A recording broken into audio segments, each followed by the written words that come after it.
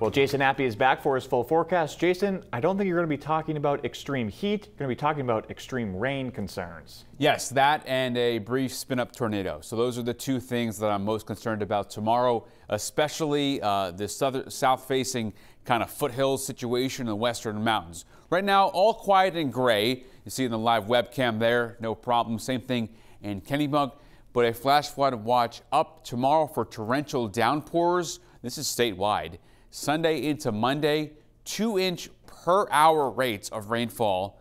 And a tornado threat, it'd be brief. Now, it's an all-day threat, but the tornadoes that do pop up will be brief, and they'll be rain wrapped, so you're not going to really see them. So that's another thing to keep an eye on tomorrow. Here's the flood watch up. Everybody in green is in on that, and that is all of Maine, all of New Hampshire, a portion of Vermont, so almost all of northern New England. The rain right now north of Greenville, that will eventually fade away as we lose the daytime heating. But what's not going away is going to be the fog. You see a mile in Bar Harbor, a half-mile in Rockland. It's the same old story. We've seen this now for several weeks. The fog rolls in. It doesn't go anywhere on the fog forecast or visibility forecast. You want to call it that. We'll break this up a little bit into the morning on Sunday, a little bit away from the coast as the rain starts to come in. But all in all, a very foggy night is on tap. Temperatures, it's a south wind. All the moisture coming up from the south. So these temperatures aren't going to fall off that much. And the humidity is not going down either. We are in the soupy range from Bangor all the way down to Portland, just about. Dew points upper 60s and low 70s. Incredibly muggy air out ahead of the cold front. That's the trigger mechanism for the storms tomorrow. This front is going to move east and spark the thunderstorms. So we have the moisture, then we get the trigger, and here we go. Excessive rainfall outlook significant. A category 3 out of 4. Western mountains, western foothills, heading back to almost all of New Hampshire. Everyone else in a slight risk, not as high. Hour by hour, we'll do it now. Sunday morning, not too bad until about 6 o'clock or so. You're seeing the first cells pop up south of Rangeley, north of Portland. And then by about noon, I'll stop it. This is where the heavy stuff comes into New Hampshire, and the western mountains starts to really get in on some torrential downpours.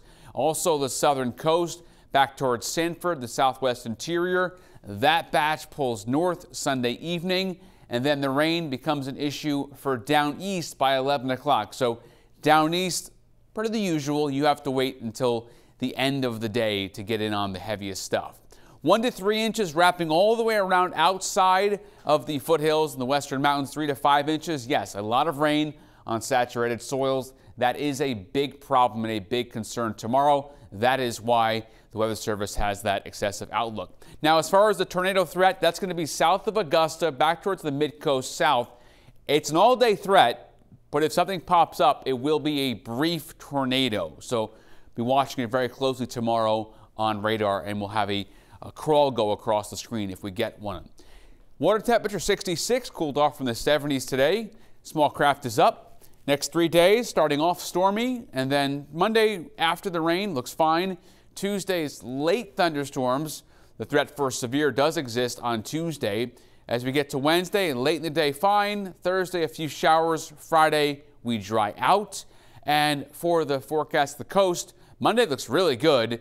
Tuesday, some late thunderstorms could be severe, and then a few showers early Wednesday.